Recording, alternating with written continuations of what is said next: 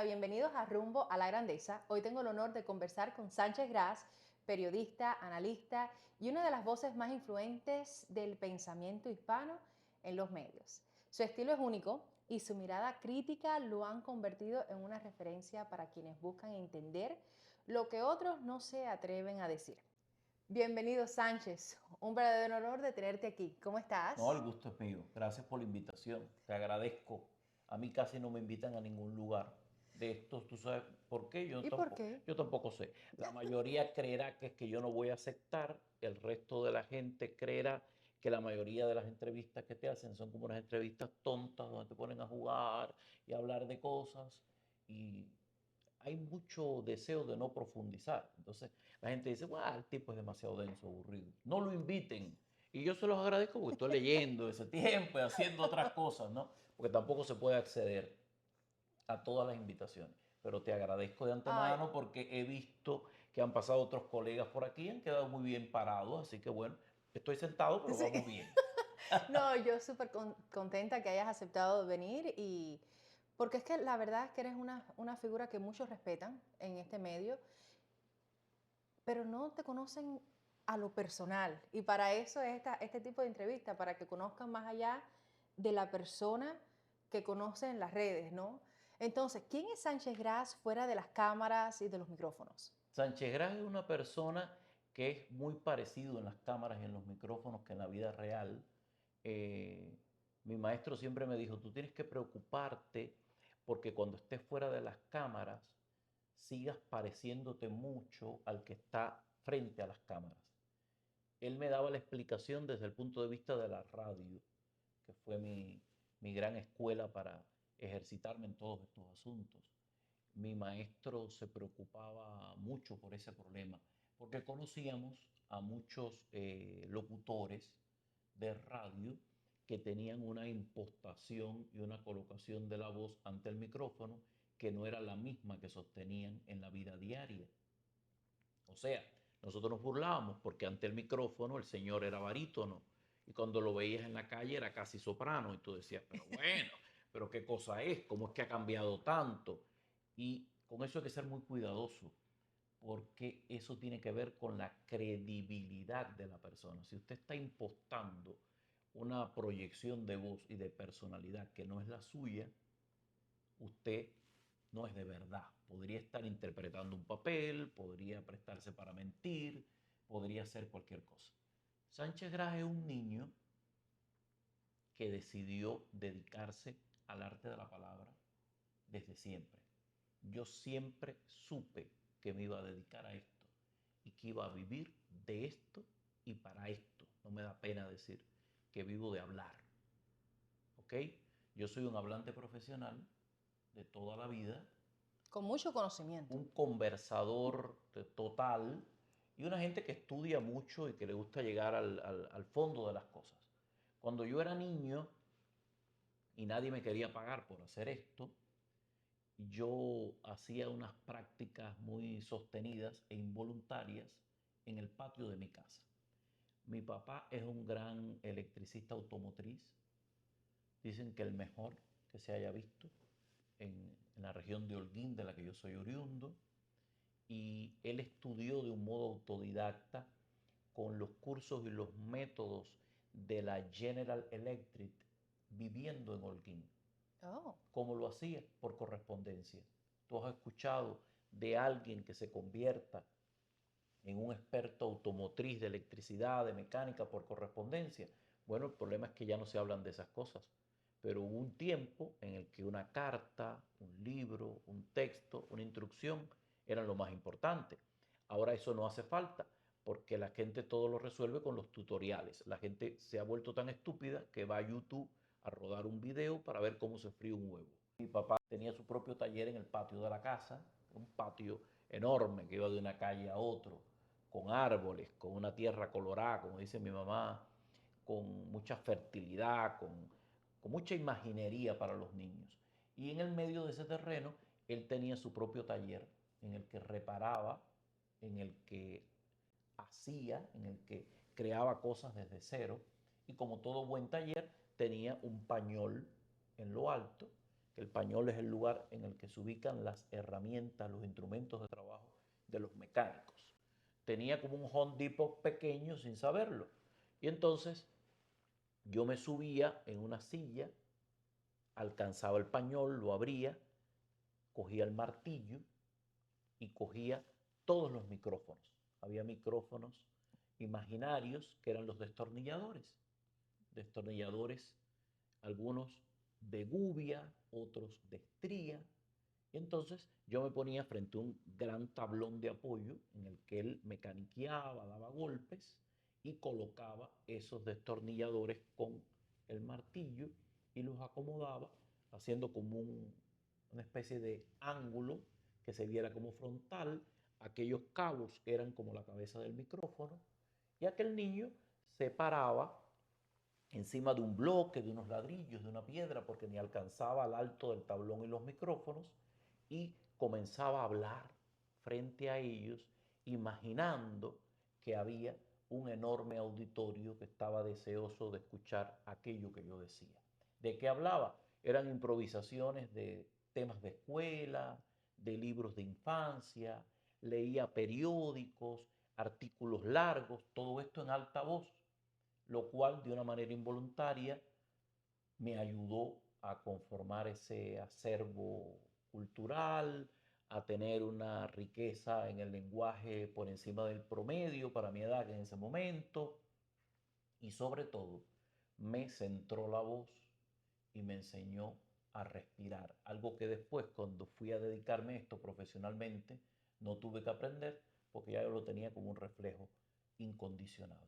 Yo soy ese mismo niño que continúa haciendo lo mismo todos los días. Es lo único que he hecho todos los días de mi vida: leer, escribir, hablar, compartir ideas, discutir con la gente, intentar convencer, emocionar, entretener. A eso es a lo que le he dedicado realmente la mayor parte de mi vida. O sea, es ese mismo niño que ya envejeció, pero que continúa cultivando el mismo sueño, porque Dios me dio la inmensa oportunidad de decirme: esto es lo tuyo, aquí lo tienes, no lo dejes caer, acarícialo, cultívalo, sosténlo. Y eso es a lo que yo me he dedicado toda la vida. Y te estoy hablando de antes de Cristo. Alguien se paraba en unas pequeñas plazas que había, cuyo nombre es ágora.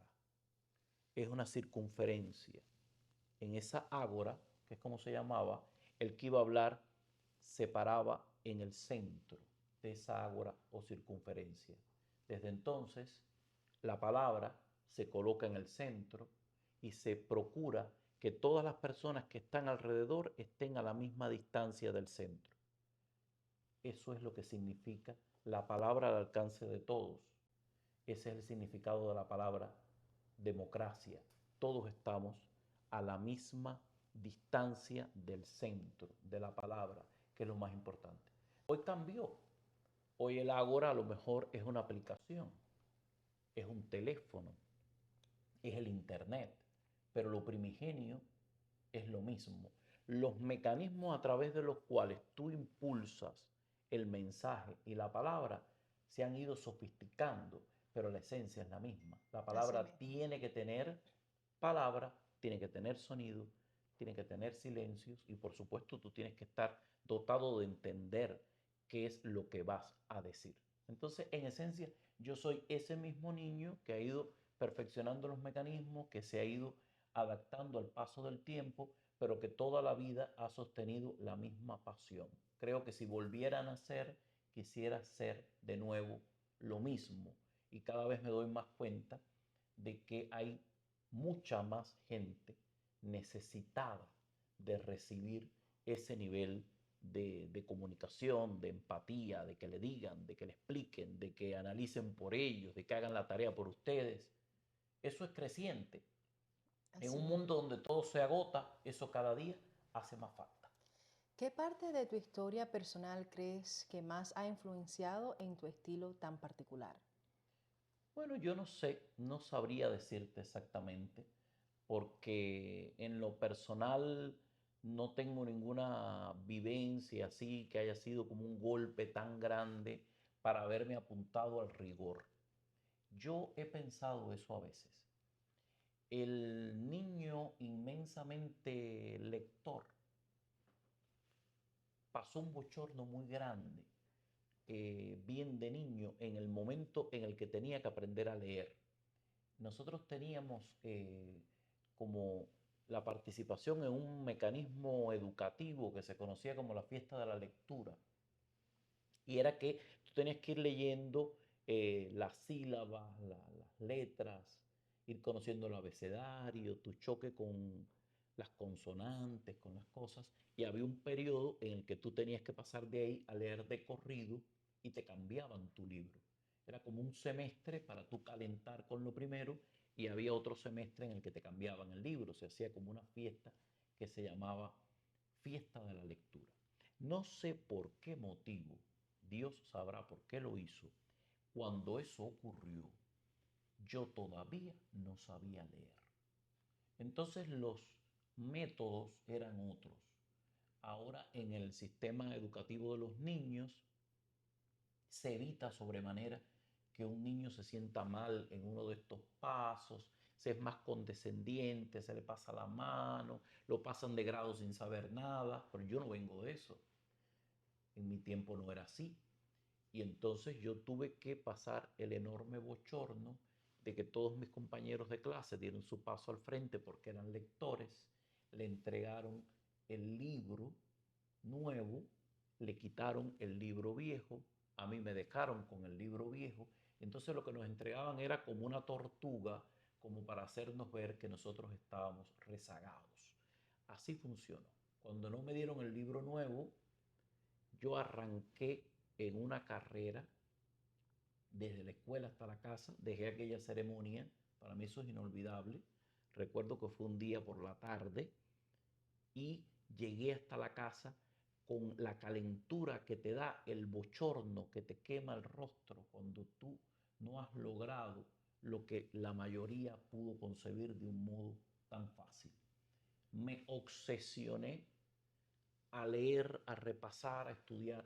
Había unos métodos horribles que era que tenías que vencer una cantidad de palabras a leer por minuto. Eso se iba midiendo por grado. Y entonces me enfrasqué en eso y yo recuerdo que cuando llegué al segundo grado, ya yo era la persona que más palabras leía por minuto en toda la región. Me llevaban a cuanto concurso había, porque yo leía con una velocidad y con una calidad, porque me obsesioné con eso. Y yo creo que eso fue un golpetazo o fue como una señal de la cual yo pude levantarme, se convirtió en inolvidable y me entregó la herramienta de descubrir qué cosa es leer. Yo no entiendo, no me cabe en la cabeza cómo puede haber gente alfabetizada, aunque yo creo que va a haber que alfabetizar de nuevo pronto a este ritmo. ¿Cómo puede haber gente alfabetizada que no lea?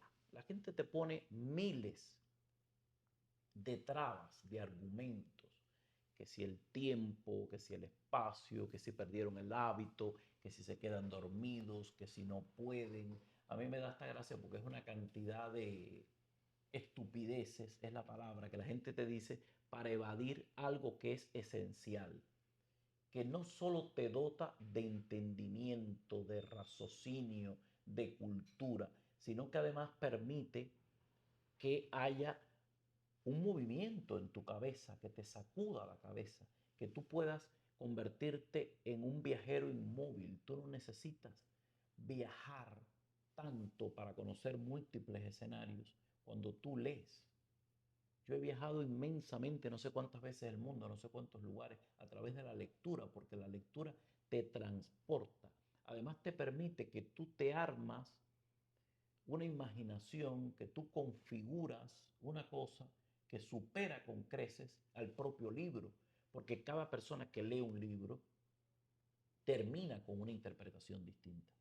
Yo pienso en la lectura como el gimnasio de las neuronas. Las neuronas necesitan estar entrenadas, necesitan estar en movimiento. Y ojo, la ciencia me ha ido dando la razón, porque cada vez son más los métodos que se recomiendan para evitar el Alzheimer, para evitar las enfermedades degenerativas a nivel cerebral, para estar en activo completamente. La recomendación es tener la mente entrenada. Vaya, si no puedes leer un libro, léete una revista, haz un crucigrama, haz una sopa de letras, pero mantén ese nivel de ejercitación. Y Dios me dio la oportunidad de entender que eso era lo más grande. Y yo comencé a descubrir que eso era una de las cosas que más yo disfrutaba. De hecho, a mí me encantaría en algún momento tener la paciencia y la tranquilidad, algo que nunca he conseguido, de desvincularme del mundo en el que vivo, de no sentirme responsable de las cosas que pasan, de no sentir la opresión y el castigo que te provoca un hecho histórico, una noticia, algo que ocurra, que inmediatamente te obliga a decir, espérate un momento, esto tiene otro ángulo, esto tiene otra interpretación, yo tengo que contarlo, yo tengo que decir cómo yo lo veo. Y además uno está condenado a que la gente espera por tu explicación. O sea, no tienes idea cuántos miles de personas. Ocurre un hecho hoy, ocurre mañana, ocurre en el tiempo. Luego tú no estás al aire o no tienes una plataforma hasta el otro día, como ocurre con la televisión y la radio tradicional. Claro. Algo que ahora mismo uno lo puede romper con el internet. Usted coge el teléfono, hace una directa y tiene cientos de personas. Pero desde tiempos más tradicionales tú tenías que esperar tu horario, cuando te correspondía. Y tú crees, caramba, ya pasó hace tiempo, envejeció. No envejeció. Hay miles de personas que están esperando lo que tú vas a decir, cómo lo vas a decir, cómo lo vas a contar, qué le vas a aportar. Y eso te genera una responsabilidad Sí. que es como un mazo que pesa mucho. A veces yo sueño con la idea de, caramba, si no tuviera esta condena, que es disfrutable, en mi caso es cadena perpetua, por lo visto, si no tuviera esta cadena perpetua, a lo mejor podría únicamente dedicarme al pleno disfrute de leer, tirarme a leer. O sea, para mí una vida ideal sería un desenvolvimiento de problemas resueltos y poderme librar quizás de esa opresión, de esa responsabilidad y poder disfrutar así de esas cosas. Esa es una de las cosas que la verdad me gusta mucho. Pero fíjate que fue como de un revés convertido en oportunidad. No voy a decir un revés convertido en victoria porque esa frase ya saben de quién es. Y no me presto para eso. Love it. ¿Quién fue tu mayor influencia o mentor en tus principios? Bueno, yo tuve muchos mentores, pero yo he tenido una obsesión total, constante, permanente, desde el principio hasta ahora, invariable, constante, de la cual nunca me he logrado separar. Y es José Martí. Yo soy un martiano ridículo. Yo soy ridículamente martiano. ¿Cuál es uno Yo, de esos versos que te yo, encantan? yo me he enemistado con personas que nunca más ni les he mirado la cara ni las he valorado por escucharlas en un tono despectivo con José Martí. Eh, yo creo que José Martí es la cosa más grande que le ha pasado a Cuba y en gran medida a América. En momentos de tanta miseria humana, he llegado a cuestionarme si en verdad nos merecemos una gloria tan grande como la que Martí nos regaló. Eh, es una cosa extraordinaria. Y entonces eso me lleva a ser obsesivo con el tema. Por ejemplo, la gente que a mí me conoce de cerca, lo sabe Daniel Benítez que estuvo aquí, yo lo quiero como mi pupilo, como la gente que yo he visto crecer, que yo disfruto, que crece, como el estudiante de periodismo que yo conocí de la Universidad de Oriente, que me lo encuentro en medio de toda aquella miseria en Cuba.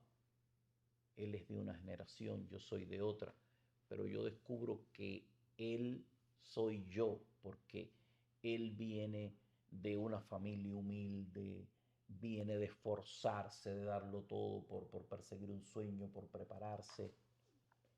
Y además es un extraordinario profesional. Para mí es el más completo y mejor de todos los que están ahora mismo en el aire, aquí, en el sur de la Florida. Hay muchos muy buenos, los quiero mucho, pero yo no tengo la validación que sí tengo de Daniel. Yo no he visto, los otros los veo bien en la pantalla, lucen bien, hacen bien su trabajo, pero no tengo otras certezas que sí tengo de él, Claro. porque Daniel domina todos los soportes. O sea, Daniel es un excelente periodista de televisión, pero Daniel pudiera ser un gran periodista de prensa plana. La mayoría de esos periodistas que tú ves en televisión y que tú conoces, seguramente te los vas a entrevistar, te voy a explicar algo. No saben escribir, ¿ok? No lo digas alto. No saben hacerlo, porque vienen de un molde y de una preparación que los preparan para un soporte. Entonces se preparan para estar frente a la cámara y desarrollan un mecanismo que es brutal, que es que todos los días tienen que hacer lo mismo. Tienen que contar una historia que le asignan, para la cual tienen un minuto 30. Hacen un intro, que casi todos los intros son los mismos, sin importar a quién mataron, porque eso es lo que más se cubre. Cuentan la historia y se despiden. Entonces eso les genera una pobreza al final en el desarrollo de su expresión, porque todos los días tienen que hacer lo mismo. Y entonces tú los ves así. Y si tú sacas una de esas personas y tú le dices, mira, hace falta que escribas ahora un artículo de tal cosa para prensa plana, para una revista, para otra cosa, no pueden hacerlo. Si tú sientas a esas personas en una cabina de radio, a hacer un programa de radio, no pueden hacerlo. ¿Por qué? Porque excepto esa radio que rellena tanto con música y con entretenimiento, por ejemplo, esa radio que yo hago diariamente en la mañana, esa es la radio más cruel del planeta. Porque esa radio consiste en que tú estás sentado, tienes en el mejor de los casos un operador delante que te abre un micrófono durante 12 minutos en los que tú puedes morir con el micrófono abierto, que no pasa nada, eso lo tienes que resolver tú. Eso termina, hay un corte comercial y vuelven y te vuelven a abrir 12 minutos y 12 más y 12 más hasta que tú terminas las 2 o 3 horas que tienes asignadas. Eso es muy difícil porque te deja desnudo. Tú tienes que llenar ese tiempo, tienes que florear, tienes que tener veracidad, tienes que tener encanto, tienes que saber modular la voz para que la gente no se aburra, porque si no eres Claro. atonal. Eso es muy difícil. Él tiene la capacidad de hacer todo eso, que es muy difícil en el caso de los periodistas. Te lo mencionaba él, porque con él sabe que yo soy ridículamente martiano. Yo soy una gente ridículamente martiana, que por ejemplo, en el verano, en julio y agosto, yo solo leo Martí. ¿Ok? Desde que el mundo es mundo. O textos que salgan sobre la obra de Martí. Ahora recién leí una recopilación ampliada que hizo un médico de Cuba, que es más investigador de temas históricos y literarios que médico, que es un recorrido completo por todas las enfermedades de Martí. Es una biografía de Martí contado desde sus enfermedades, comparando con la información de los médicos, con la gente que lo tuvo, con lo que se publicó, con las autopsias, con los restos, con cosas. Una cosa Ay, qué impresionante que dirán, es interesante. una cosa de loco. No, yo lo disfruté fantásticamente. Y esto yo lo hago hace como 30 años. Yo creo que nadie ha influido tanto en la formación de mi personalidad, en el deseo por la veracidad, en la colocación, en la estructura y probablemente hasta en la oratoria, porque hay transcripciones de grandes discursos de Martí, que es una cosa extraordinaria. Entonces, ¿cómo este hombre podría hablar de este modo? ¿Cómo podría hablar tanto tiempo? Y eso es algo que siempre te incide. Me decías de los versos de Martí. Martí lo peor que ha pasado es que lo han querido encerrar esencialmente en el tema de los versos sencillos. Y eso es una idea malsana del comunismo, que fue la de arrinconar al hombre en la sencillez de unos versos que eran unas estrofas de 4 versos con musicalidad para ser cantadas y arropadas con cualquier tema, que se conviertan en el menú del matutino de los pioneros con pañoletas y tener a la gente entretenida en eso y no permitirle que quizás se desvíen a otros vericuetos de la poesía de él, de la literatura de él, que es profunda y raigalmente anticomunista, profunda y raigalmente proamericana, aunque nos hayan hecho creer de que odiaba completamente a los Estados Unidos. No los odiaba, él sabía el nivel de imperfecciones que tenía un sistema como este, pero también sabía las grandes ventajas y las oportunidades que tenía vivir en democracia. Yo creo que es como un tesoro que puede parecer muy antiguo, que poca gente quizás frecuente, pero que cada vez que tú lo lees descubres que es más rico. Por ejemplo, no hay un libro más grande para los adultos que La Edad de Oro. La Edad de Oro no es un libro para niños. La Edad de Oro es como una revista que él preparó, no es un libro. Luego Cuba juntó los 3 volúmenes de la revista, los 3 números, y armaron el libro. Puede ser perfectamente un libro. De hecho, el error más grande es que creen que todo lo que está escrito ahí es de José Martí. No lo es. Martí tenía la humildad de escoger textos universales que no tenían traducción y hacer su traducción para publicarlos en esa revista. Nos traía autores de Francia, de los Estados Unidos, de cualquier lugar del mundo, hacía la traducción, la edición, el arreglo y lo ponía ahí para que los niños se enteraran de que eso existía. Y eso es un acto de una gran humildad. Eso es ser muy humilde, porque él tenía mucha obra que legar para estar poniendo en pausa su obra, para ponderar la obra de los demás. A mí me gusta mucho regalarle a la gente La Edad de Oro. Debo haber regalado cientos de libros de La Edad de Oro. Siempre los compro, los consigo, los busco, los regalo, porque yo creo que hay que leerlos.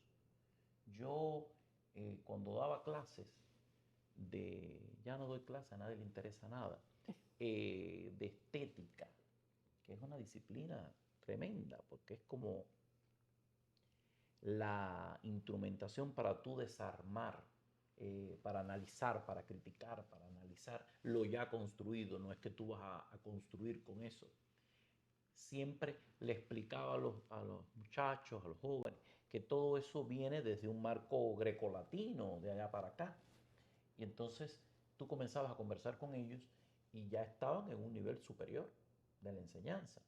Y lo primero que te encontrabas es que estabas en un aula donde había 50, 60 alumnos, estabas hablando de las categorías estéticas, de un modelo, del modelo grecolatino, después los pensamientos filosóficos, del siglo XIX al XX, y vas saltando por los siglos, y tú veías la cara de pescados que habían sido degollados en alta mar, y entonces tú te das cuenta de que no saben de lo que estamos hablando.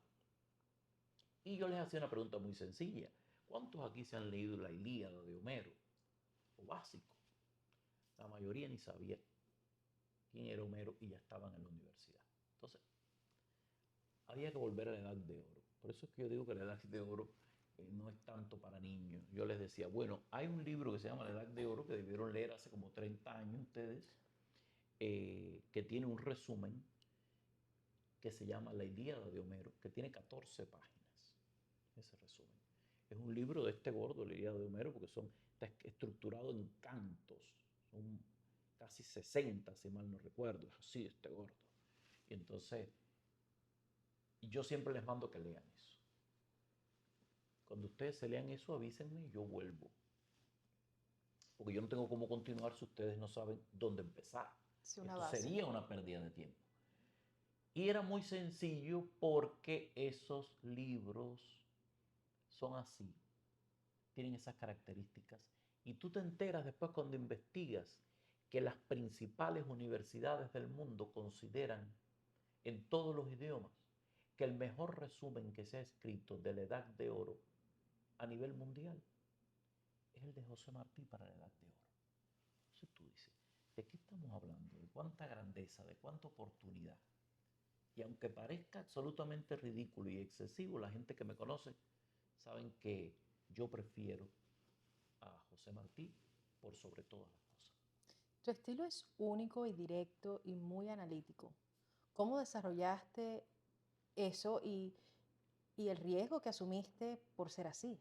Bueno, pero yo no tomé esa decisión. Yo creo que esa decisión Dios la tomó por mí. Yo siempre he sido así. Yo soy irónico, yo soy sarcástico, yo soy de un lenguaje directo, arte soy entre las artes. Yo lo mismo puedo tener una conversación con alguien de alto nivel cultural que con la persona más elemental. Lo mismo me siento en un quicio a darme un trago de ron, que me tomo el whisky más fino sentado con un palco en la ópera. Yo escucho lo mismo la rumba de cajón que la música sinfónica. Y oigo mucha música constantemente sin censurar género, sin hacer nada de eso, aunque últimamente lo que más oigo es música clásica, porque yo tenía como que una obsesión durante mucho tiempo de ese tipo de música y no tenía cómo acceder a ella. Porque acuérdate que la música clásica no es clásica porque alguien diga que es clásica. La música clásica es clásica porque tiene miles de versiones cada partitura. Porque cualquier canción que componga un reggaetonero de pueblo solo la canta él. Va a ser olvidada el próximo verano porque ya otro viene a suplir el espacio. Es una emoción efímera. Pero esa gran música de los grandes autores es la misma música, pero no es solo interpretada por el reggaetonero de pueblo. El reggaetonero ni la entiende ni la va a ejecutar, pero si se esfuerza a lo mejor. No, no. Lo que va a ocurrir es que esa partitura puede ser ejecutada por el mundo entero, porque eso está escrito. Entonces, una gran pieza de la música, tú te la encuentras con una grabación esencial. No sé, tú escuchas una salsa de Mar Anthony y vas a escuchar la manera en la que la cantó Mar Anthony. Pero una composición de Debussy puede ser tocada por la orquesta sinfónica de cada pueblo del planeta Tierra. Y a mí me Claro. obsesionaba decir, ¿y cómo sonará esto dirigido por la orquesta que está ahora mismo en República Checa? ¿Cómo entenderán el mambo de Pérez Prado para volverlo sinfónico con toda la instrumentación de metales y todo lo que tiene? Una orquesta que esté en un municipio, en un pueblo distante en Albania. Pero lo peor de eso, que es lo mejor, es que en todas esas partes del mundo todo eso se graba. Entonces, durante mucho tiempo, cosa de gente loca, ¿no? Me obsesionaba cómo sonaban esas cosas. Y eso no teníamos manera de acceder a eso. Eso no existía hasta que llegó Spotify, hasta que llegó Apple Music, hasta que llegaron esas aplicaciones. Entonces, de cada tema musical hay miles de versiones. Y entonces eso la verdad me tiene enamorado, ¿no? Y me tiene muy ocupado porque es como que no para de ocurrir en medio de todo lo que tiene que ver con lo de la música y con lo de la investigación y con todas esas obsesiones que te llevan por tantos caminos que tú nunca sabes en verdad cómo va a ser. Hay mucha responsabilidad al tener una audiencia que te escucha con tanta atención. ¿Alguna vez has sentido miedo al decir algo a la antecámara? ¿Cómo manejas las censuras o la presión externa? No, yo la verdad todavía miedo no he sentido. Sí uno siente la presión porque el problema es que la media es corporativa completamente. La media es corporativa. Entonces tú trabajas en un canal de televisión donde el dueño tiene tal tendencia y le gustas o no le gustas. Las cadenas de televisión tienen colores. La radio tiene colores. ¿Qué quieres decir con eso? Bueno, que hay unas demócratas, hay Ah, unos republicanos, aquí te vuelo la cabeza, no pienso así, cariñosamente te desaparecen, no te vendo, mira, bajaron tus ventas, los clientes no quieren anunciarse contigo. Todos esos chantajes ocurren. En las redes sociales ese chantaje es diario. Tú, por ejemplo, pones un contenido determinado, lo subiste a YouTube y de momento puede que a YouTube eso no lo tenga como política en el día o en el momento. Inmediatamente te ponen una notificación siniestra que dice: es probable que el contenido que forma parte de esta publicación no sea del interés de nuestros principales anunciantes. ¿Cómo se llama eso? Censura. ¿Cómo tú puedes saber que todos los anunciantes que están en la plataforma, que hay de todos colores, sostienen esa postura? Y así te chantajean para que no puedas monetizar, para que tú cambies de idea. Durante la elección del año 2020 experimentamos el acto de censura más asqueroso y siniestro del que yo tenga memoria. ¿Por qué? Porque comenzaron a desaparecer los informes que hacíamos cuestionando el proceso electoral del año 20. Si tú decías la palabra fraude en tu derecho, con la capacidad de la libertad de expresión, te desaparecía en la publicación, de eso no se podía hablar. Pero ¿qué puede ser que no me hagan a mí si le hicieron a los grandes medios? A The New York Post no le desaparecieron el link en el que estaban publicando 10 días antes de las elecciones del 2020 el informe de la computadora del infierno de Hunter Biden, para que eso no afectara a Biden en la elección. Después reconocieron, lo publicaron, pero ¿cuándo lo publicaron? Después de que el pueblo de los Estados Unidos votó. Inmediatamente se encuestó al pueblo y se le preguntó, y el pueblo dijo en más de un 40% de haber conocido esta información, hubiese preferido no votar. O sea, es difícil, hay que Sí, manejarlo, pero a la censura no puedes cogerle miedo. La censura tienes que burlarla. La censura se borra y se aplasta con hechos, no con palabras. Tú no puedes estar únicamente hablando de cosas de las cuales tú no tengas evidencias que mostrar, porque lo demás es palabrería. Probablemente usted no tenga la prueba, sea un rumor. Es preferible esperar a tenerla que hablar de algo que tú no tienes cómo probar. Esa es la ventaja que tiene uno cuando uno no es el noticiero que tiene que correr claro. con la noticia de última hora. Hay un momento de esperar y de tú hacer el análisis, de tú hacer el cuento, de tú buscar la información. Miren, me demoré una semana, pero aquí está la prueba. Esto es así. Pero a la censura lo único que no se le puede tener es miedo. Y el otro elemento que es muy importante es tener en cuenta algo.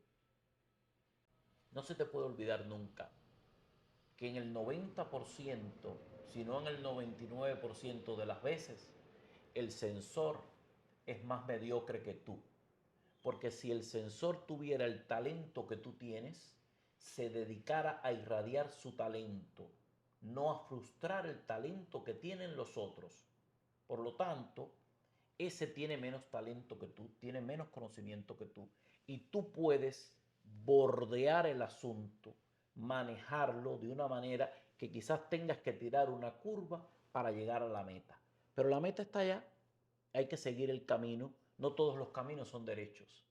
Uno tiene que aprender eso. Claro, Y el que crea que esto es una vida de complacencia, de aplauso y de cariño, está muy embarcado. así mismo. Esto no es así. Este no es un oficio para caerle bien a todo el mundo. No eres moneda de oro para que todo el mundo te quiera. Pero lo que tienes que conseguir no es que todo el mundo te quiera. Lo que tienes que conseguir es que la mayoría te respete, incluso quienes no piensan como tú. No pienso como tú. No me gusta lo que haces. Incluso hay gente que te dice, lo odio. Sí, está bien, me odias. Pero yo estoy aquí. Estoy diciendo, es azul. Y hago así, ¡pa! Aquí lo tienes. De Así aquí mismo. lo saqué. Tú me odiarás, pero me odiarás por el resultado, no por el esfuerzo. No, no. El esfuerzo es un problema de los contingentistas. Eso es mediocridad. Esto no es de esfuerzo, esto es de resultado. Esto Así no es es. velocidad, esto es resistencia. Y constancia. Y el Así día que termines, no va a pasar nada. ¿Sabes por qué? Porque una noticia se sobreimpone sobre la otra. Vienen nuevas noticias, vienen nuevas historias que contar y tendrán que venir otros protagonistas para que las cuenten. Aquí nadie es imprescindible. Eso hay que saberlo. Entonces, la censura, que se vaya a la mierda la censura. Uno tiene que seguir. Tú tienes que seguir. La vida sigue. así Hay mismo. clásicos, hay gente grande. ¿Qué importancia tiene que censuren a Sánchez Gras? Si hay obras hay tomos de las obras completas de José Martí que están censuradas en la Biblioteca Nacional de Washington. Hay novelas de la Avellaneda que todavía no están colocadas en las librerías o en las bibliotecas más importantes de la lengua española porque creen que en su momento fue soez, fue inmoral, fue... ¿Cuántos actos de injusticia, de restitución a la memoria de gente valiosa, trascendental, se han perpetrado y todavía no tienen solución? Todavía ese acto de justicia no ha ocurrido. Como decía Martí, ver cometer un crimen de una manera pasmosa, eso es lo mismo que cometerlo uno mismo. Pero ¿cuánta gente hay que tiene un nivel que merece? El que merece no pide y todavía no ha tenido el resarcimiento moral, no está en el lugar que merece. Entonces, ¿qué carajo importa que hayan censurado a Sánchez Gras? Yo no soy nadie, pero soy una voz que está listo para recordártelo. ¿Oíste? Se te olvidó, jódete, pero yo te lo voy a decir. Esto es lo que toca, esto es lo que va, y cuando no sea así, y donde no sea así, pues chao. Hay una frase que es muy de mi mamá, que es como una canción chea de los años 80. Cada vez que hay un revés, cada vez que ella tenía un escollo, cada vez que alguien le hacía un desaire, ella decía, otros mejores que tú a mí me están esperando. Y eso es verdad, eso es grande y es sencillo a la vez. Así mismo. Otros mejores que tú, a mí me están esperando. Sabia. Oye, son fieras, mi vida, son fieras. ¿Qué papel juega el periodismo hoy en una sociedad sobrecargada de información? Bueno, el periodismo está pasando por un momento crítico porque la amplificación de las redes sociales ha permitido que cada persona pueda tener muros y cuando cada persona tiene un muro donde comparte información, está haciendo periodismo sin darse cuenta. Entonces ahora cada persona, cada medio y cada muro es un medio en sí. Y eso ha abaratado mucho al periodismo. Yo pienso que eso va a llegar a un punto de hartazgo porque nos cansamos de todo. Y va a llegar un momento en el que las personas se darán cuenta de a quién pueden seguir y a quién no. Porque cuando tú estás siguiendo fehacientemente a alguien que te embarca, que está diciendo una mentira, que está diciendo un fake news, a alguien que está promoviendo una idea por el mezquino presagio de monetizar, eso al final tiene que haber un proceso de curaduría natural que tiene que llevar un punto. ¿Cuánta gente hay ahora mismo en redes, por ejemplo, que se han vuelto expertos y generales en jefe en el tema migratorio? Hay miles de gentes que hablan de migración con una propiedad que no son los periodistas expertos que se han dedicado a eso. Es cualquier gente te da un consejo durante todos estos éxodos migratorios que han sido tan desangrantes para los Sí. pueblos, que han generado tanto dolor para las familias, la gente que ha vendido todo, que han dejado todo para llegar a un lugar al que al final no llegaron, o llegaron, les dejaron entrar, es como alguien que llegó a la puerta de tu casa y yo te digo, ven, bienvenido, ni te miro, te doy un papelito en la mano y tú te enteras 2 meses después que tú eres I-220B, I-220 no sé qué, que tú tienes que lo que te dieron fue una orden de deportación, que te van a despedir para atrás, que vas a comenzar con un calvario que va a ser probablemente superior al calvario que tenías del país que viniste huyendo, porque allá estabas en el calvario del hambre, el apagón y la inocencia. Pero aquí de repente lo has visto todo y has visto la oportunidad de que te abrieron las puertas al mundo y de repente te hicieron creer que te abrieron las puertas al mundo y ahora te las quieren cerrar. Este acto abusivo es de la autoría del expresidente Biden. Es horrible lo que hicieron. ¿Cómo yo voy a dejar pasar millones de personas para luego no permitirles que tengan un permiso de trabajo, para no permitirles conducir, para no permitirles una regularización migratoria, porque lo hicieron mal? En medio de toda esa locura, entonces en paralelo están los tontos útiles que se prestaron en una gran medida para impulsar todo ese nivel de locura. Usted abría las redes en medio del esplendor del paro humanitario y de los I-220A, B y C, y lo que más veía en esas redes eran los coyotes cibernéticos. Te explicaban todo el procedimiento. Era un tutorial de cómo pasar la frontera, de cómo irrumpir. O sea, te estaban invitando a cometer un delito terrible porque eso estaba complicadísimo. Vaya, mucha gente lo hizo, le fue bien, eran otros tiempos, pero usted veía ese nivel de complicación. Y entonces no había como un peso que articulara eso. Porque bueno, está el coyote digital que te dice cómo hacerlo. Están los pseudoabogados que te explican no sé qué procedimiento. Están los abogados que te ayudan con el procedimiento, que han ayudado a tanta gente, han hecho algo maravilloso. Quienes lo han hecho de un modo responsable, han hecho mucho bien. Pero cuánta gente loca hay dando de tutoriales, explicaciones, embarcando a la gente. Y ahí tú te das cuenta de que hay un faltante. Entonces tú dices, bueno, y el periodismo serio que debe cubrir esta grieta que deja el improvisado, ¿dónde está? Número uno. Número dos, ¿por qué la grieta del improvisado tiene el nivel de alcance que no consigue el periodismo serio? Aquí hay un problema.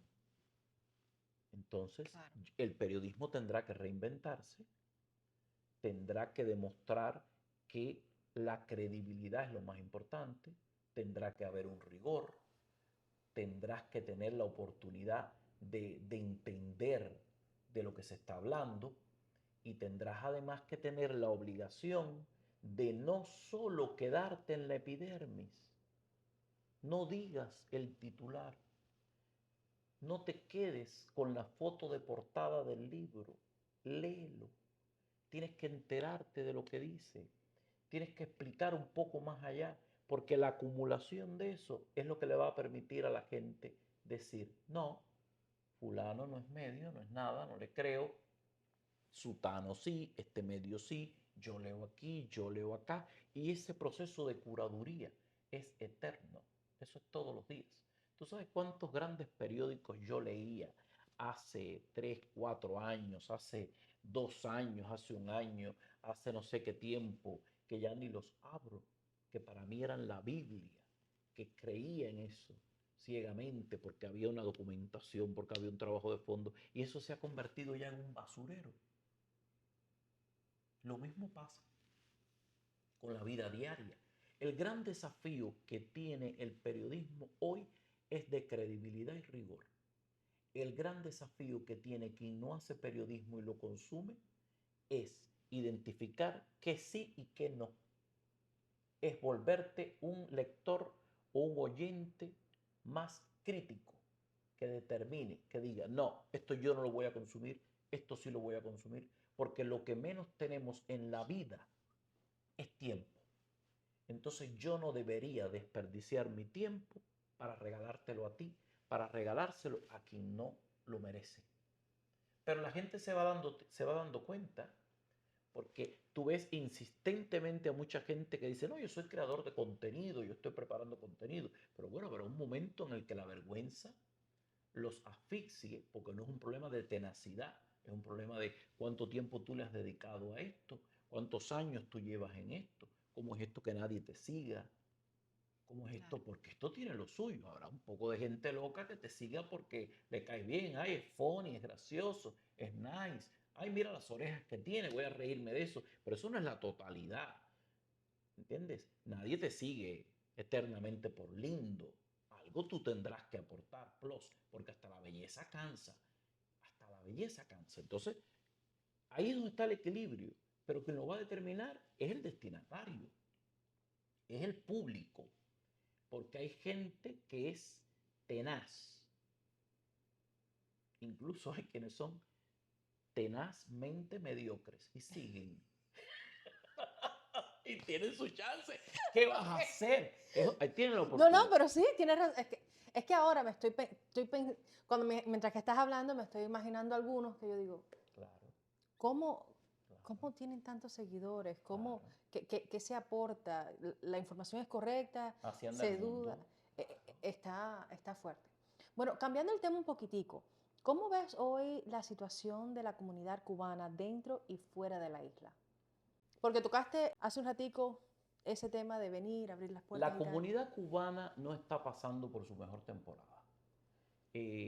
Primero, somos un país desangrado que ha tenido que huir de circunstancias muy adversas. La vida es corta, es muy corta y es una sola. Nadie merece vivir en las condiciones que se está viviendo en Cuba. Privados de todo o privados quizás de una sola cosa. El único problema que tiene en Cuba se llama libertad. Cuando usted no tiene libertad, no tiene nada. Usted tiene que tener libertad porque esa es la base del desarrollo de todo país en todos los sentidos. Y Cuba no tiene eso. La gente ha tenido que irse huyendo, están confundidos. Hay gente que ha sido tan rehén de la pérdida de la libertad que no sabe lo que significa la libertad. Y cuando viven en el mundo libre, siguen siendo rehenes de la falta de libertad. Vienen a los Estados Unidos, se regularizan, se establecen y creen que el gran logro es que tienen carro, casa, corriente eléctrica, aire acondicionado y jama, como dicen los cubanos. Y siguen siendo rehenes de una dictadura que los manipula asquerosamente. ¿Por qué somos rehenes? Somos rehenes eternos porque a todo el mundo le quedó un familiar en Cuba, le quedó un primo, le quedó un vecino, le quedó un dependen que necesita que uno le resuelva el problema desde aquí. Y eso es horrible y es imposible. Y eso nos ha dejado en muy mal lugar. Barack Obama edificó el quitarnos una buena dosis del brillo que teníamos dentro de esta comunidad. El día que Barack Obama se bajó los pantalones para ir a La Habana, accediendo a concederle a la dictadura todo a cambio de nada, nosotros perdimos esa voz un poco más altisonante que teníamos como diáspora, no solo en Miami, no solo en los Estados Unidos, sino en todas partes del mundo.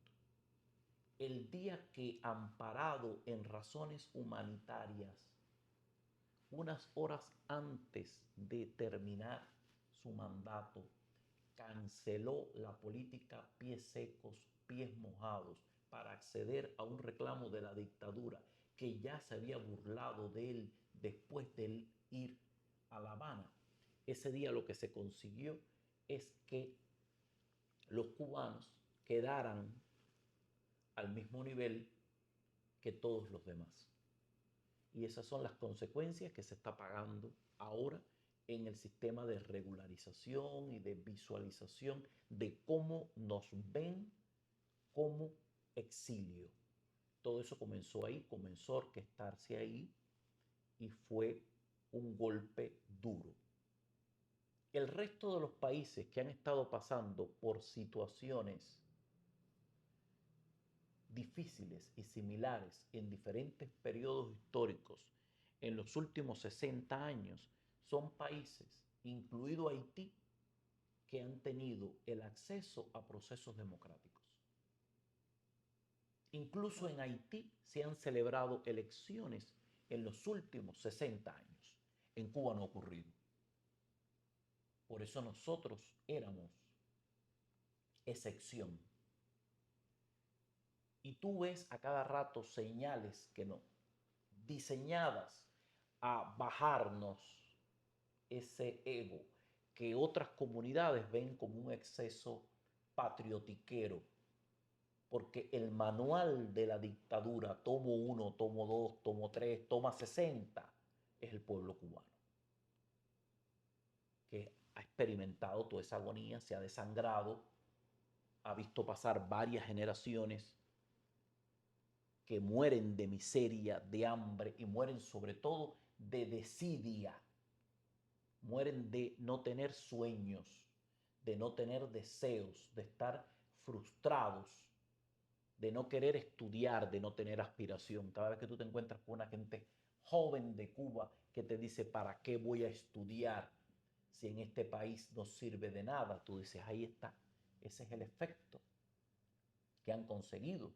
Un hombre muere el día que cree que ya no tiene que aprender nada nuevo. El día que tú creas que no tienes que aprender nada nuevo es porque tú eres difunto desde el día anterior y no te has enterado, porque no han venido a identificar tu cadáver, pero ya tú eres un cadáver.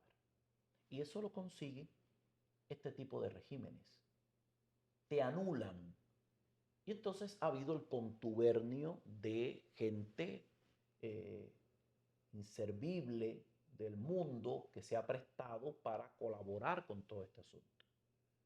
No estamos en el gran momento porque la revolución cubana, como se ha llamado como patente de corso ante el mundo, la crisis perpetua de Cuba, ha fraguado un hervidero de miserias humanas que han servido para caracterizar en gran medida, no en todo, pero en gran medida, lamentablemente, buena parte de las últimas hornadas de exiliados. Han venido generaciones que ya son posteriores al gran deterioro más acentuado, finales de los 80, años 90, todo el eufemismo del gran periodo especial que nunca ha terminado. Sí. Una persona nacida dentro del periodo especial, una persona nacida en el 90, es una persona que ya tiene casi 40 años y que lo único que vio durante todo ese periodo fue esa descomposición.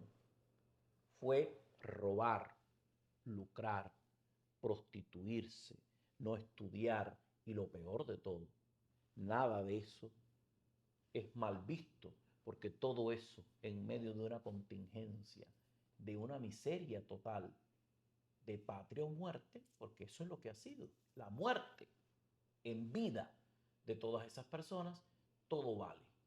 El que roba no roba, lucha. El que se prostituye cuenta con el respaldo de toda una comunidad que sabe lo que está haciendo, pero lo ve bien porque no se lo está haciendo a nadie cercano, total, que le tome el pelo a la yuma. O sea, es subvertir todos los valores humanos. Este país puede autodestruirse por sí mismo. Esta revolución puede destruirse. Los que no pueden destruirla son ellos. Nosotros sí.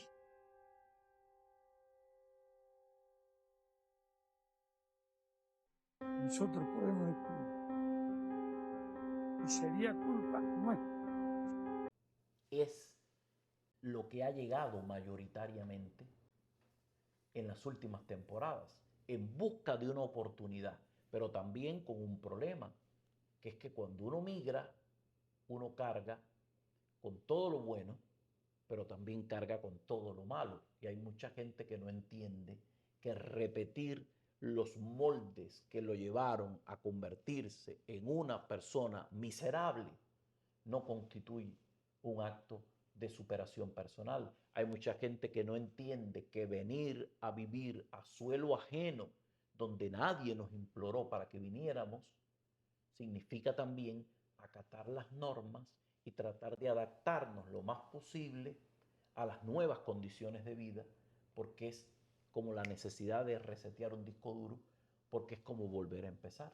Y eso yo lo veo un poquito más difícil en esta nueva generación, vamos a ponerlo así, la que todos los que han, todos los que han vivido en Cuba y tienen 20 años, que nacieron en 2000 para acá, yo creo que como se ha normalizado ese estilo de vida, cuando vienen para acá, el ajustarse, Lo quieren repetir. sí puede ser un poquito Es desafiante difícil. para ellos. Bueno, pero Hay que hacerlo, nadie ha vaya. dicho que la vida no es un desafío. Eso ahí tienen que resolverlo. O al final vamos a terminar expuestos de la manera en la que estamos. Cuando tú quieras darte cuenta de cómo nos están valorizando, yo te voy a poner un ejemplo sencillo. Cuando tú ves los noticieros, por ejemplo, en el sur de la Florida, cuando están los reportes de los delitos, el único delincuente que tiene nacionalidad es el cubano. ¿Tú no te has fijado en eso? En ese plano estamos. Cuando la persona comete el delito, dice, fulano de tal, del cubano, de Jayalía, robó.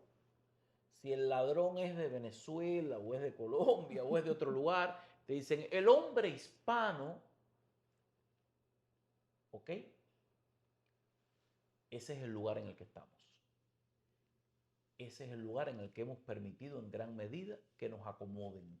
Y la percepción que hay hoy de lo que hemos hecho como exilio dista mucho de la posición que tuvimos hace un tiempo.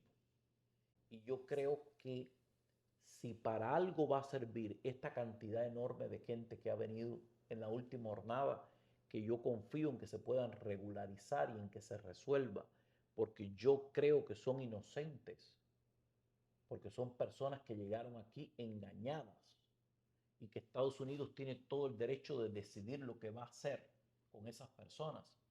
Pero hay que partir del punto de que esas personas llegaron aquí engañadas, tuvieron la permisibilidad de una administración abusiva que con el deseo de manipular el estatus social, de cambiar el demográfico en las comunidades en aras de pensar a futuro para procesos electorales, permitieron que todo el mundo entrara. Porque no fueron los cubanos, fueron millones y millones de personas que entraron para armar un desajuste, para armar un caos. Claro que no existe la ley de ajuste haitiano, ni existe la ley de ajuste venezolano, y dentro de todas esas poblaciones que entraron, sigue siendo la comunidad cubana la que más fácil tendría la oportunidad de reajustarse directamente, porque la ley de ajuste cubano sigue existiendo y va a seguir existiendo, porque quitar una ley de este tipo es algo muy difícil, hay que tener unas supermayorías y las situaciones en Cuba se mantienen intactas, no justificaría que esto desaparezca. Así que yo tengo confianza en que toda esta gente regularizada, toda esta jornada que es distinta, que le ha dado otro color, otro sabor, otra dinámica, también al exilio, sean fuerzas motrices como de un cambio, de un entendimiento, de darse ese golpe en el pecho, de ver que después del pan con bistec hay vida y que eso no es lo único importante. Pero claro, el hombre piensa como vive y han vivido muy presionados con este tema de yo te dejo entrar a mi casa para una vez que estés dentro declararte culpable. Al que deberían deportar es al que inventó esa permisibilidad. Eso es abusivo, esa manipulación. Y sabemos el momento histórico que ocurrió y quiénes estaban en el poder. No se te puede olvidar, porque es preferible que te diga usted no puede entrar, usted tiene que regularizarse, usted va a comenzar un proceso adecuado. Mire, hágalo desde allí, como entró mucha gente. Y cuando ya la gente entraba, usted se entregaba, que lo recibían, ya tenían toda una revisión suya, ya lo sometían a un proceso. Yo conozco gente que salió prácticamente de los centros de retención con la residencia bajo el brazo. Entonces, hay que sopesar, Claro. porque todo no puede ser express y todo no puede ser como se hizo. Se engañó a la gente. Ha sido una gran estafa, una gran traición. ¿Qué te frustra más del panorama actual y qué te da esperanza y en el ambiente de Cuba? En el caso de Cuba es muy frustrante todo, pero es muy frustrante el tema de la inseguridad. Se está viviendo un nivel de inseguridad que apenas es reportado, la gente lo reporta en redes sociales, pero están matando mucha gente, matan a cualquier persona para quitarle cualquier cosa. Y allí hay mucha gente desvalida, mucha gente adulta que han quedado rezagados, que no podían salir caminando desde Nicaragua, cruzando fronteras, porque tienen 70, 80 años de edad. Gente que están amaneciendo muerta y ni se encuentra, ni se sabe quién los mató. Y al final el ladrón lo que robó fue comida. O sea, hay un nivel de vandalismo y de criminalidad que es verdaderamente impresionante. Me da esperanza el saber que las generaciones comienzan a tener un mayor nivel de conciencia de todo lo que está pasando. Me da esperanza saber que esta nueva generación no responde ni se identifica con ningún liderazgo histórico político dentro del país. Ellos están convencidos de que aquello no sirve para nada y no se sienten identificados con ese asunto.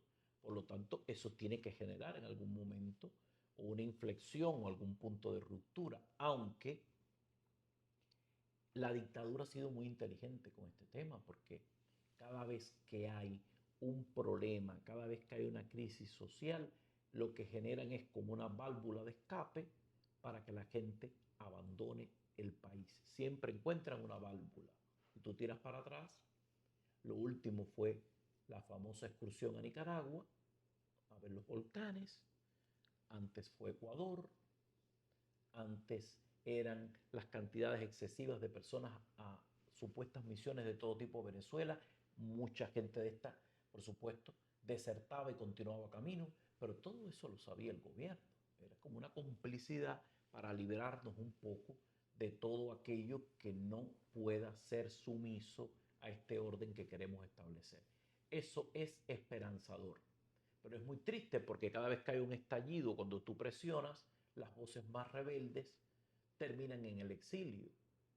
Y entonces tú dices, el 11 de julio, por ejemplo, que fue algo muy simbólico, ¿dónde están esas personas? Están o encarcelados o se fueron del país por Nicaragua. O sea, la inteligencia que han tenido para socavar a la fuerza motriz del cambio es impresionante.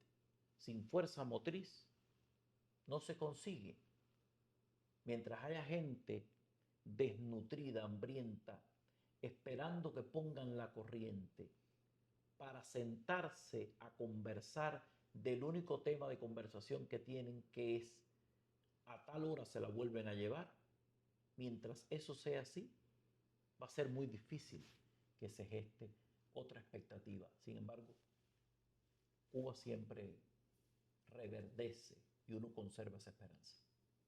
¿Qué tipo de líder crees que necesita nuestra comunidad ahora? La comunidad en el exilio o la comunidad cubana en cualquier parte. La comunidad cubana en cualquier parte. Yo creo que tiene que ser un líder incluyente que pueda incluir todos los credos. Va a ser muy difícil.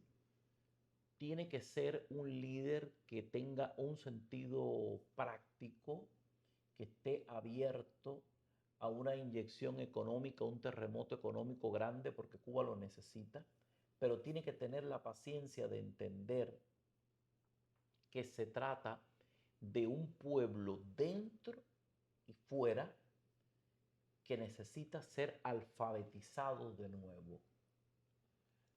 Que sepas leer y escribir no va a ser suficiente. Tantas generaciones que no han participado de un proceso democrático, que no Sí. saben lo que es una constitución, que no saben lo que es el pluripartidismo, que no saben cómo funciona el escenario del mercado, que quieren que todo cambie, pero no entienden que el igualitarismo es el cáncer de todas las sociedades, que el control extremista que impone el socialismo, de topar precios, de cancelar acciones, eso no va a ningún lugar. Nosotros que vivimos en los Estados Unidos oímos cómo suenan campanas de alegría cada vez que se habla, por ejemplo, de subir el salario mínimo. Esa es la idea más socialista que tú puedes escuchar en los Estados Unidos. ¿Qué me importa a mí el salario mínimo? Lo que tiene que importarme a mí es ganar más yo. No es esperar a que el Estado imponga la elevación del salario mínimo, sino cuestionarme por qué no me he superado más yo para ganar más. ¿Qué he hecho yo para salir de mi condición? Sin embargo, aún en los Estados Unidos uno escucha eso. Ahí tienes al Mandani, que lo más seguro es que sea el futuro alcalde de New York. Socialista, comunista atroz. Tú que tienes un dominio de la industria del real estate, ¿qué salud le puede dar al real estate topar el precio de los alquileres? Acabar con el mercado. Eso es la miseria. ¿Qué salud le puede dar al real estate? Eso, ninguna. ¿Qué salud le puede dar a New York un alcalde que esté prometiendo como tema de campaña que va a repartir canastillas para las mujeres embarazadas? ¿Qué te recuerda a ti eso? ¿Qué señal puede tener un populismo tan barato que te enternezca con el anuncio de que el transporte público va a ser gratis? ¿Qué señal puede irradiar un tipo que es millonario, que tiene grandes propiedades en otros países, que han frecuentado el tema del dinero? Todo es una mentira, pero todavía hay esos toques bizarros de igualitarismo que la gente los tiene en vena. Todavía Cuba está llena de gente que clama defendiendo la libreta de abastecimientos, aunque la libreta de abastecimientos hace décadas que no le sirve para nada. Es un adorno que está ubicado en el extremo de algún anaquel, un adorno que revive cada vez que viene una crisis más dura todavía. Cada vez que ocurre algo como el COVID, como la pandemia, que hay un detenimiento, que todo se acabó, que no hay que comer, que el mundo se detuvo, entonces doña Libreta recobra su aire, se maquilla y sirve también para regular la venta de un paquete de perro caliente o de hot dog en una tienda que ni siquiera tiene el precio topado porque es absolutamente en dólares. O sea, el árbitro central del igualitarismo es una libreta moribunda que regula la distribución equitativa de la miseria, que es lo que es eso, en una venta en dólares que es suplida por la remesa que mandan los que se fueron del país y tienen a los propietarios de la libreta como rehenes. Mientras ese ciclo esté así, no hay nada que hacer. No hay nada que hacer. Es terrible, pero es un mecanismo infernal. Entonces, el líder incluyente que venga tendrá que entender todo eso.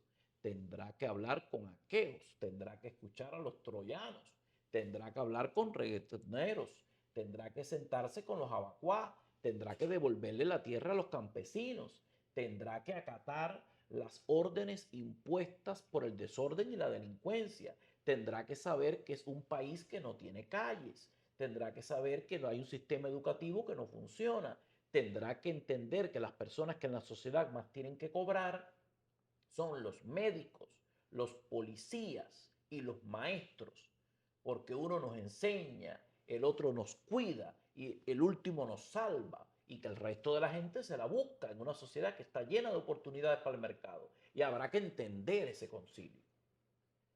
Aquí hay más presidentes de Cuba en el exilio que no se sabe cuántos. Hay un exilio desunido en los ideales políticos. A mí me impresiona oír como fulanita de tal no conversa con mengano, como uno se cree mejor que el otro.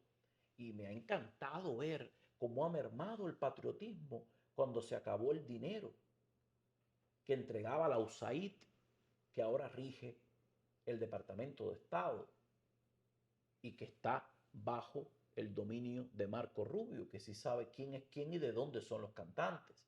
Hay una cantidad de gente que patrioticaba con el financiamiento de los Estados Unidos, sentados desde el exilio, que yo no los he escuchado hablar más desde que se acabó el GRAN. Estoy encantado de no tener que escucharlos más. Tengo más tiempo para escuchar otras cosas, pero hay mucha gente que es de verdad. Esos que son de verdad serán los líderes que estén dispuestos a conciliar. Hay que hacerlo todo. Hay que hacerlo todo. Yo sé ya el lugar en el que voy a poner el Walmart en Holguín y todo. Me Hay encanta. que poner en cada lugar tanto, ¿Dónde lo pero pondrías? ¿En tanto, qué parte de Holguín? cerca de mi casa. Cerca de mi casa ya hay un terreno maravilloso, inutilizado durante décadas, que los holguineros lo conocemos como los chinos, porque ahí había una pequeña familia china que sembraba algunas hortalizas.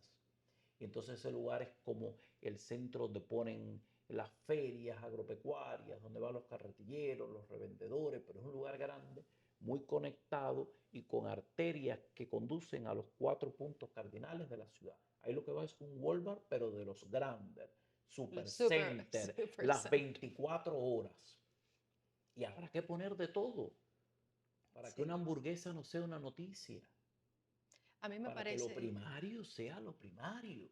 Pero los nuevos líderes tienen que entender eso. yo creo que va a Es ser difícil, difícil cambiar pero hay que hacerlo. una, una cultura, porque creo que Cuba tenía una cultura antes de que yo naciera y después una cultura después, porque es que todo es tan diferente y cuando las personas vienen de Cuba a Estados Unidos, el choque cultural es tan grande, cuando para mí tendría que ser tan sencillo acostumbrarte a que no está mal llamar a la policía porque tienes un problema. No está mal que la policía te pare. Ellos nada más están ahí para protegernos. Culturalmente he conocido cubanos recién llegados y a otros que no tan recién llegados, pero eso le da miedo. Pero si la policía está para protegerme, Bueno, pero es no que es para... traen en vena que la policía solo existe para reprimirlos. Cuando la Sí, policía es usada para reprimir y no para defender. Cuando tú tienes miedo de la policía, el que tiene el problema eres tú. Es una sociedad podrida. te estoy diciendo que, vuelvo y te repito, lo que estabas mencionando, me parece que va a ser un trabajo para el nuevo líder, el que sea, va a ser algo muy duro. Recambiar, reestructurar Lo más la seguro es que el mentalidad. nuevo líder no sea ninguno de los que hasta ahora mismo conocemos, no por un problema de tiempo, sino por un problema de que a la hora de hacerlo habrá que hacer una purga responsable que permita conciliar. Una cosa es ser francotirador y la otra cosa es ser diana. Una cosa es ser bala y la otra cosa es ser rifle. Uno tiene que aprender a diferenciar cuál es la bala que mata y cuál es la bala que hiere. El que no sea capaz de poner el pecho para aguantar la bala que hiere a riesgo de enfrentarse sin querer con la bala que mata, no merece ser líder de nada. El que lo tenga como idea de panfleto, de concilio, no va a conseguirlo. La gente es mucho más madura de lo que nosotros creemos en ese sentido. Y Cuba necesita una inyección económica muy grande que no tendrá que venir de tan lejos, porque los cubanos americanos y los cubanos en el mundo, en sentido general, yo me incluyo, yo me siento así, hemos sido gente muy trabajadora y hay muchos que también han conseguido hacerse millonarios a lo grande, ser exitosos, tener grandes industrias, grandes cosas. Que toda esa gente deben ser los primeros que lleguen con ese capital a invertir en el lugar y que no vayan a ponerse mustios como la gente del exilio histórico con las cuales yo converso mucho y me he ganado el cariño, el respeto de esa gente. Tengo muchos amigos que llevan tantos años con la lista de los vuelos de la libertad, esperando que anuncien que ya fue, con el dinero para el avión fletado, con los asientos con nombres, y se han ido muriendo, esperando. Y cada día hay más asientos y menos esperanza por parte de ellos que ven que probablemente van a morir. sin ver a Cuba libre, que es como el reclamo que tienen. Y es muy difícil porque ese líder tendrá que conciliar con todas las generaciones. Por lo general, esto es complejo. El mejor entrenador de deportes casi siempre fue un mal deportista. El mejor maestro de música nunca fue virtuoso en el piano. El crítico más feroz no consiguió ser artista. El orador más extenso, una gente que habla así horas como yo, difícil puede administrar quizás el tiempo y la vida de los demás. Tú tienes que tener una vocación de servicio. Tú tienes que tener una vida para entregarla a los demás. Eso es muy difícil. El que quiera ver cómo es, que mire la foto de los presidentes de los Estados Unidos el día que entran a inaugurar su mandato y el día que lo terminan. Es el desgaste más grande de la biología humana retratada en apenas 4 años. Porque no es ser presidente de un país, es tener al mundo colgando de tu espalda. Y el peso del mundo es muy grande. El peso del mundo solo puede llevarlo con dignidad Dios, que para eso nos creó a todos. Y como que somos hijos de Dios, bueno, pues Él tiene que cargar con nosotros, porque somos el fruto de una tarea que Él mismo emprendió para el universo. Va a ser muy difícil. Yo espero estar vivo, lúcido y con fuerzas para darle todo mi apoyo sin importar quién sea. Porque incluso el peor que llegue a conseguirlo tiene derecho a equivocarse en la práctica. Porque es que nosotros nunca hemos tenido derecho a equivocarnos en el deseo de intentar hacerlo. Porque nunca se ha permitido, nunca ha aparecido nadie. Nunca se ha hecho una elección, nunca se ha designado, nunca se ha hecho un gabinete. Habrá miles de críticas, no lo hará tan bien. El primero no va a poder resolver todos los problemas. Sí. Yo Pero será el primer paso. Bueno, un Walmart en cada municipio no es suficiente. Tendrán que entrar todas las demás cosas, las necesidades. Ahora mismo el que vaya tiene que hacerlo todo. Hay que hacer el ejército nuevo.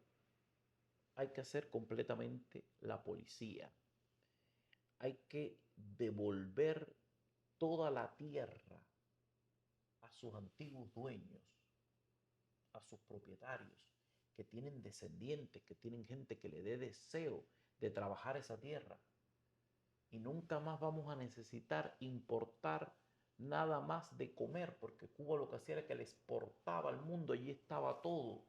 Son unas tierras bendecidas donde Don Marabú vive hace décadas, porque nadie las cultiva, porque no vale la pena cultivarlas, porque nos han vuelto parásitos, no productores. O sea, hemos vivido con un linaje orgulloso por ser parásitos, por ser dependientes. Allí hay que hacerlo todo, todo. Por ejemplo, te pongo un solo ejemplo. Uno de los problemas más graves hoy es el sistema eléctrico. El sistema eléctrico, para resolverlo en Cuba, que es imprescindible para que se pueda desarrollar todo lo demás, porque sin electricidad es imposible, simplemente hay que hacerlo desde cero. Hay que entrar con un dinero grande y construir un sistema electroenergético que atraviese el país entero.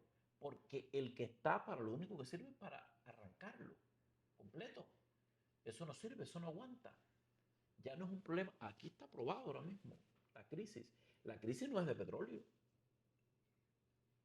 Hay problemas con el petróleo, pero el problema no es el petróleo. Cuando hay petróleo, la planta no genera la corriente. Cuando la planta genera la corriente, el sistema que la transmite no aguanta la potencia que tiene que transmitir. Cuando te llega a ti, llega cualquier carga de voltaje que tú ni sabes cuál es, que termina quemándote o desajustándote tu equipo.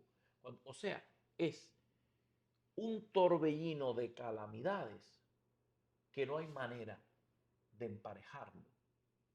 Y eso habría que haberlo hecho prácticamente desde cero. ¿Quién hace eso? Eso es una gran inversión, son millones de millones de millones. O sea, sí tiene que haber un núcleo que pueda concatenar todo esto, pero va a ser muy difícil. Pero hay que hacerlo. Uno Así no mismo, puede pensar en que se va a equivocar, hay que darle. así mismo. Cambiando el tema un poquito, ¿qué parte de ti casi nadie conoce, pero es clave para entender quién eres? Bueno, yo soy una gente muy recogido, aunque no lo parezca. Yo soy una gente de mi casa. A lo mejor la gente no sabe que soy un fumador de tabaco empedernido, un tomador de whisky convicto, un amigo muy de verdad, de pocos amigos, pero muy de verdad con los míos. Tengo una responsabilidad demasiado grande con mi familia. Soy pobre y de familia numerosa, lo cual es difícil en medio de todas estas circunstancias del vivir. Soy un melómano excesivo, una gente que sin música no vive, y mayoritariamente estoy mucho conmigo mismo. Yo pocas cosas disfruto más que llegar a mi casa, encerrarme e irme dotando de todas esas capas del mundo interior que yo mismo me he ido creando y que es literalmente lo que más disfruto en casa. La gente se imagina, no, no, andará de un evento en otro, no, o sea, a mí me encanta que no Tener una haya casa. nada el fin de semana para no ir a ningún lugar, para no tener que vestirme, para no andar con los trajes, para no, es mucho más cómodo. Bueno, yo creo que esto viene ya para mi próxima pregunta, que es, ¿qué haces para desconectarte del ruido informativo y descargar tu energía? Que no sea leer, que ya sabemos que te encanta. ¿Qué haces aparte de eso? No, yo me desconecto de todo en su momento y hay un momento tope en el que lo que me está pasando me intoxica ya tanto flujo de información y tanta cosa que va caminando. Yo me acuerdo siempre de mi abuelo tenía un sistema que era maravilloso. Mi abuelo nunca leía a primera hora el periódico del día aunque ya lo tuviese. Él leía un poco todavía o ojeaba el periódico del día anterior. Le decía, bueno, pero ese periódico es viejo, es el periódico de ayer. Y él me respondía, me decía, sí, pero a mí no me gusta envenenarme tan temprano con tantas malas noticias. Yo creo que eso es un poco eh, lo que yo hago. Yo pongo en pausa, teléfono en pausa, lejos de mí, no estoy viendo la computadora, no veo nada, escucho más bien un poco de música, me gusta regar un poco las plantas, me gusta mucho cocinar, yo soy una gente que cocina, que se desconecta mucho con eso. Nice. ¿Cuál ha sido el momento más gratificante de tu carrera? Bueno, yo he tenido muchos momentos, la verdad, gratificantes. Yo vengo de tener un público enorme, eh, de Holguín, que es de donde yo soy. Básicamente en Cuba yo siempre viví en Holguín. Teníamos el beneficio de un público enorme, a pesar de que el tiempo en pantalla y en radio era limitado. No porque no hubiese suficiente programación, sino porque yo era problemático, era bocón, hablaba de más, era muy hipercrítico, era muy directo, que se le daba una oportunidad limitada, un tipo vigilado. Entonces, a mí eso me enseñó a valorar el precio de los minutos.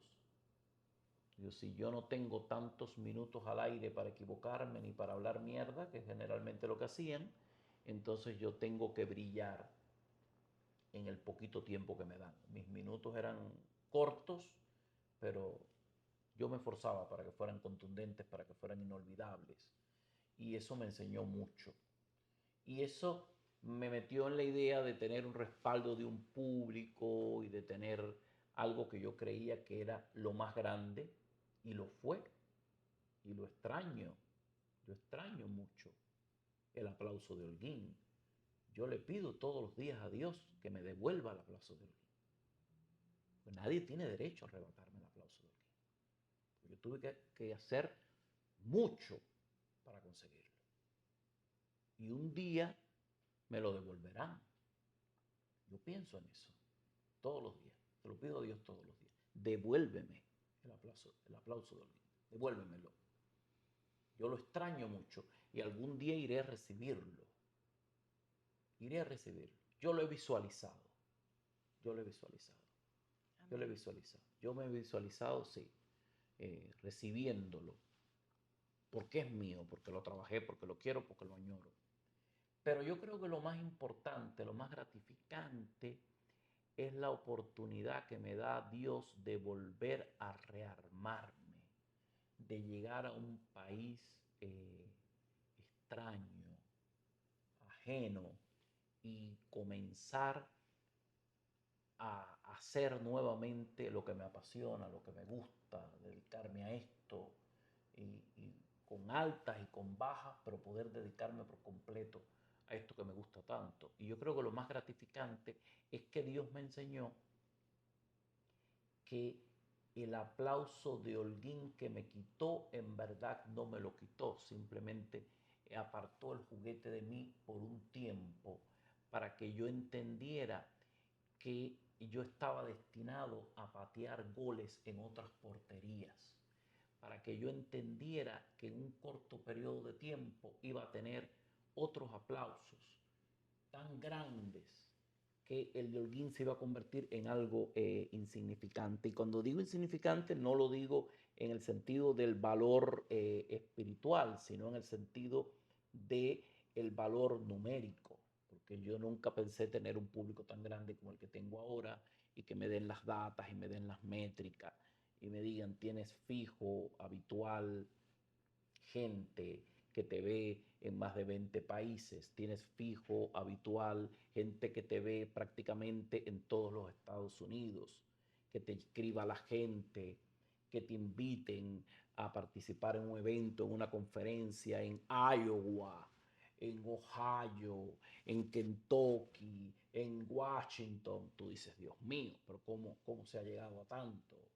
Que donde quiera que vas todo el mundo te reconoce, te quiere o te odia, pero no pasas desapercibido. O sea, ha sido muy gratificante que se multiplicara de la manera en la que se ha multiplicado todo esto que hemos ido consiguiendo. Ha sido gratificante, porque es como que eres profeta en otras tierras también.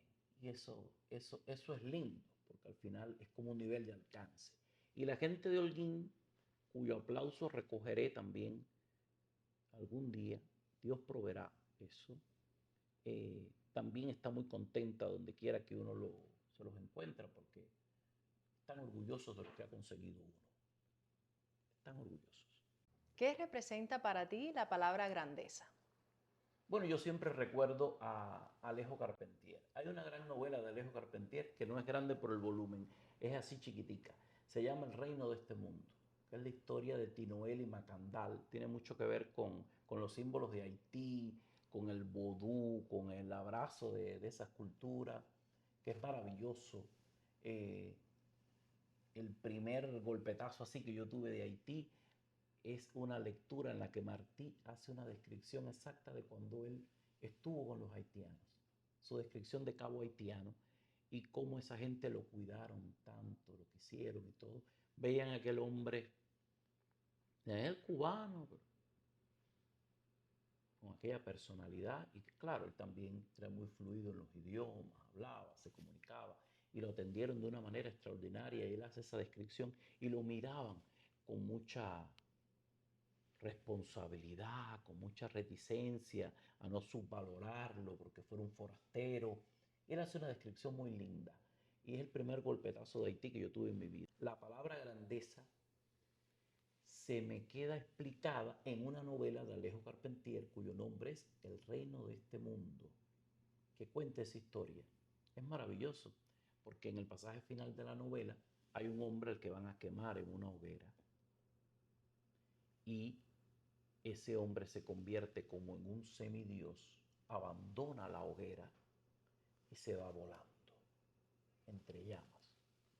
Es una gran imagen Alejo Carpentier, no se te olvide que le iban a dar el Premio Nobel de Literatura el año en el que murió. Habríamos tenido un Nobel cubano, 1976. Lo habría ganado. Todo el mundo lo respeta mucho. Fue un poco comunista, un poco censor, hizo daño en alguna medida, hay muchas opiniones encontradas con eso, pero tenía una erudición y un dominio de la literatura y de la creación y del periodismo que lo convirtió en un referente absolutamente mundial, por supuesto todavía hoy. Y en la última línea de esa novela, cuando ese semidios se va volando, Alejo Carpentier dice: la grandeza del hombre consiste en querer mejorar lo que se es. Eso es lo que para mí significa la palabra grandeza. Si tú cada día no te esfuerzas en ser mejor, inmediatamente dejas de ser grande. Te estás abaratando tú mismo. Yo creo que la grandeza es eso.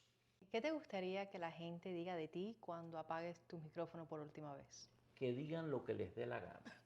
No me importa lo Ese que eres tú. digan. Lo único que yo no les perdonaría es que se queden callados. Sería muy triste que después de yo hablar tanto y de haberme dedicado a hablar tanto en la vida, la gente me quiera recordar en silencio. Hablen, escriban, digan lo que quieran, pero por favor hagan lo que más he querido que aprendan. No se callen. No se callen, no revienten por dentro por estar callados. Hablen, digan, discutan, polemicen, miren las cosas desde cualquier otro ángulo. La percepción no es un acto colectivo, la percepción es un acto individual. Puede haber 1000 personas viendo lo mismo y cada una de esas personas tiene una percepción diferente. Todo el mundo no ve las cosas de la misma manera. Cada cual le ve un ángulo, cada cual le ve un matiz. No te calles el matiz. Eso te vuelve pobre. Eso impide que el mundo avance, que la pluralidad se imponga. Hay que ser plurales. La pluralidad es la ley que debe regirnos. Podemos estar incluso enemistados con quienes piensen distinto a nosotros. Incluso quienes nos odian nos hacen el enorme favor de tenernos en cuenta. Pero no te lo calles, no se callen. Quiero que me recuerden hablando, que es lo que más he hecho y seguiré haciendo hasta que Dios lo permita. Y una última pregunta. ¿Qué es eso que la gente suele pensar de ti al verte o escucharte, pero cuando te conocen de verdad se sorprende porque eres totalmente diferente? Piensan que soy un pesado. Sí, es un pesado, es muy serio, es muy estructurado.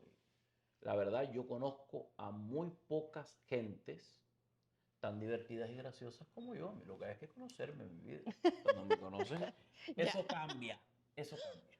Bueno, dije que era la última, pero ahora sí la última. ¿Qué mensaje final le darías hoy a quien está buscando su voz en un mundo tan ruidoso? Bueno, quien esté buscando su voz, lo único que tiene que hacer es proyectarla. La voz es algo que no se presta. Tú no puedes tomar la voz prestada de otro. Tú tienes que tener voz propia. Si te van a escuchar o no, ya lo veremos. Si vas a superar los decibeles del ruido, ya lo veremos. Pero como único lo vas a conseguir es proyectando tu propia voz. La voz es una herramienta poderosa porque es como un espejo del alma. Los espejos tienen imágenes que están detenidas o en movimiento porque el espejo está en un sitio, pero la voz camina. Hay que aprender a proyectarla, hay que moverse de un modo nítido, concreto, hay que saber escoger las palabras, hay que pelearse un poco con los adjetivos y usar más sustantivos y usar más verbos. Los adjetivos son herramientas de personas irónicas y expertas que saben acomodarlos. Un adjetivo mal acomodado descalifica y le quita fuerza a tu voz.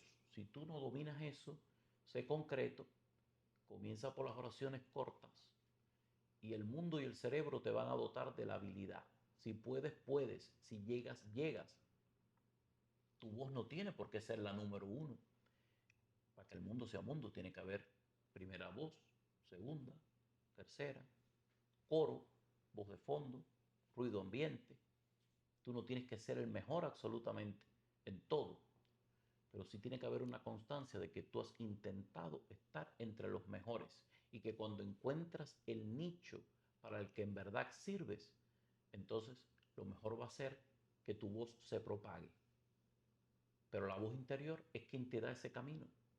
Tú no tienes que apurarte, porque te voy a explicar otra cosa, que es la última que voy a decirte.